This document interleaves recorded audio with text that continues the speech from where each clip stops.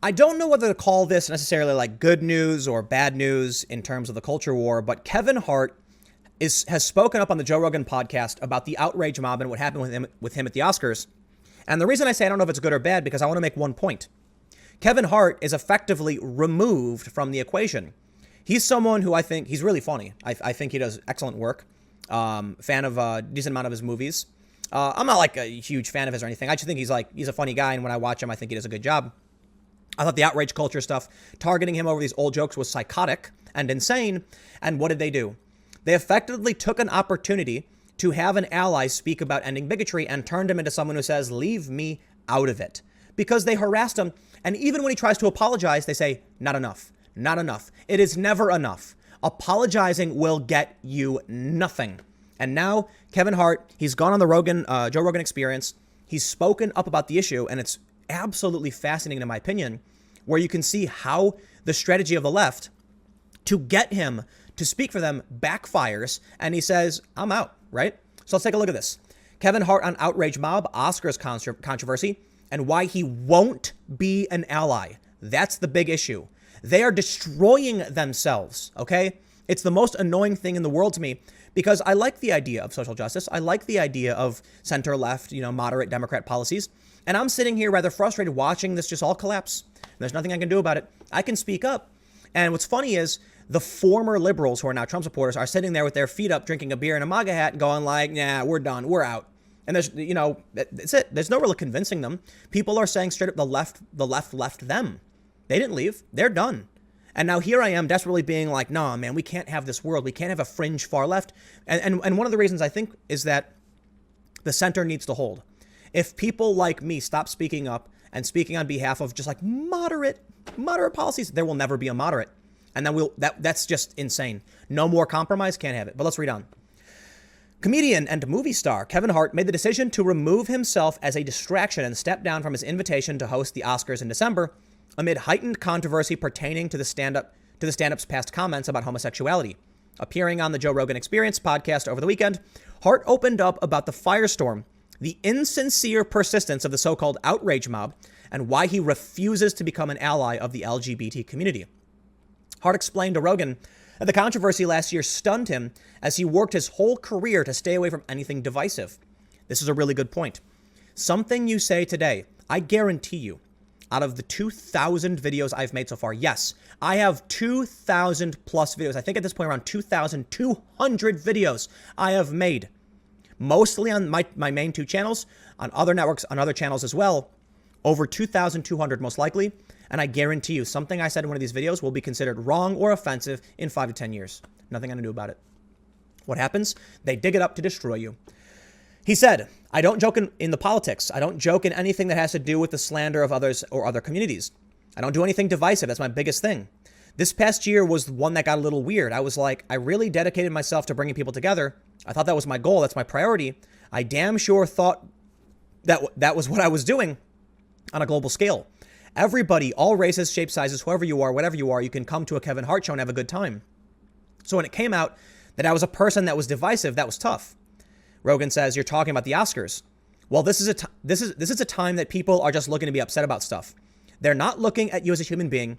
Think about how positive you are. And they are concentrating on some jokes you did, 9 years ago? The comedian recalled his genuine apologies falling on deaf ears of the outrage mob. So he decided to stop talking about the controversy and remove himself from hosting the Oscars. They're never happy, interjected Rogan. Yup. It just became the constant conversation. And boy, was this day loaded with this conversation. How about the video I did, which I hope you saw at 1, where some woman, one woman on Twitter complained that they titled a chocolate duck ugly and therefore it was racist, and the store had to remove a chocolate duck. I kid you not. Welcome to 2019. How about the video I did on my main channel where the Democrats are chasing after these fringe weirdos who have no idea what they're talking about, and now they're abandoning their core base. Yup. They're never happy. It got to the point that Hart realized this is no longer a conversation. So guys, I'm going to stop talking about it. I've shown that I'm not hateful and that I'm genuinely sorry, and it just never stopped. Of course, no matter what you say or do, it'll never stop. Even if you came out right now and dedicated all of your money into a nonprofit to protect LGBT people, it would never be enough. They would still come after you. Rogan applauded Hart for the wise decision, noting, "There's nothing else you can do." Nothing, Hart agreed. Nothing. Yep. I hope everyone learns by now. Never apologize. And it kind of breaks my heart to say this because I've seen some really interesting conversations. I think this may have been, it was either Ben Shapiro on Rogan or maybe even Yang. I think it was Ben Shapiro where he said, now we've created this culture where instead of learning and doing better, everyone's just saying, don't, stop, just ignore it. And you've got celebrities who do wrong and they say, you better just ignore it because apologizing doesn't work. Yeah, well, that's what happens. Now no one is going to apologize for anything and no one will learn. The progressives have stopped progress. And actually, I'll say it's not fair because they're not progressive. Eric and Brett Weinstein are progressives. These people are regressives. Let's read on. The Jumanji star also discussed the pressure he felt to become an ally for the LGBTQ community in the wake of the resurfaced tweets.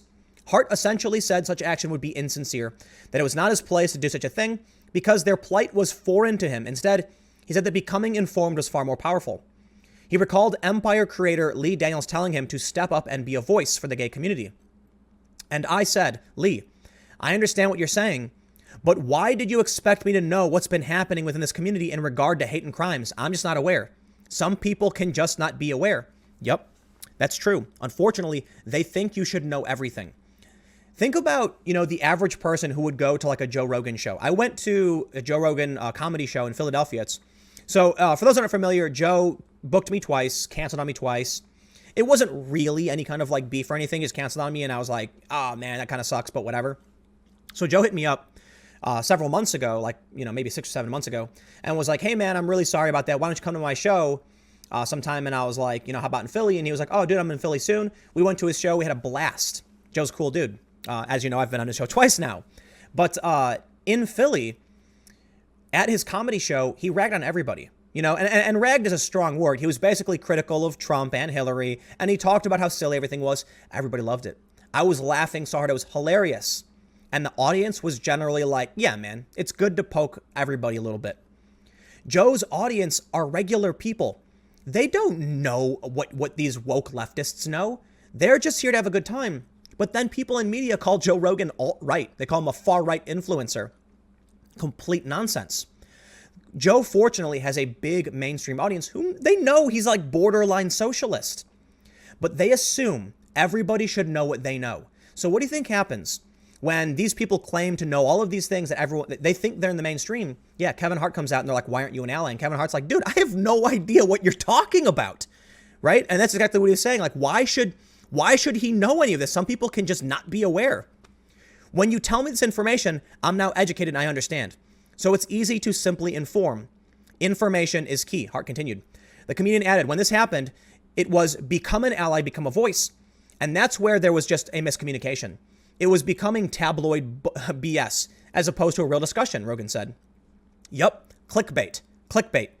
After tweets deemed insensitive to the LGBT community resurfaced online once again, Hart said on social media that the Academy of Motion Picture Arts and Sciences had contacted him and said he either had to apologize for the past tweets posted between 2009 and 2011, or they're going to have to move on and find another host. That was Daily Wire reported that. I chose to pass. I passed on the apologies at the committee at the time. The reason why I passed is because I've addressed this several times. This is not the first time this has come up. I've addressed it. I've spoken on it. I've said where the rights and wrongs were. I've said who I am now versus who I was then. I've done it. I'm not going to go back and tap into these days of old when I moved on. I'm in a completely different space in my life. And this is what they do. This is the psychotic, in my opinion, look, sometimes the right does this. However, in my experience, and again, it's just in my experience, the right tends to react to what the left is doing to try and shove a funhouse mirror in their face. You'll notice like Cernovich does this a lot. It was actually in his documentary Hoaxed, where the left will do something and then the right will basically imitate, like, how do you like it? Eye for an eye in a sense. And I don't necessarily agree, but I understand why they're doing it. Kevin Hart literally is not a political dude. He's just a comedian who made silly jokes and jokes that became pretty offensive as time moved. Now, look, I think the jokes he made in the past were probably offensive at the time, but our culture wasn't there yet. So the people who got offended weren't being heard. Today they're being heard. The appropriate response is, I'm glad we don't do that anymore. I understand that there are things in the past that are really offensive, like blackface, for instance. We don't do that anymore. But to go back to like someone's 35-year-old yearbook and claim that represents them now is absurd. But when it comes to like Northam and these things, I think what we're seeing is the Republicans saying, we can play this game too. Seriously, because when I talk to conservatives, it's usually like 9 out of 10 are saying, if they want to do this, we do it too. We'll dig up their yearbooks because they're not clean either. And there are conservatives who are like, no, I'm genuinely offended by this. But when it comes to issues of speech and censorship, typically what I hear is, these are the rules they made. They have to play by the same rules. And people often, I think it's one of like the rules for radicals, make your enemy play by their own rules, because the left often doesn't. They take things out of context and argue in bad faith and then argue it's other people in bad faith. What's really bothering me right now in the videos I've made today, and I want to stress, the left, it refers to the vocal, active progressives.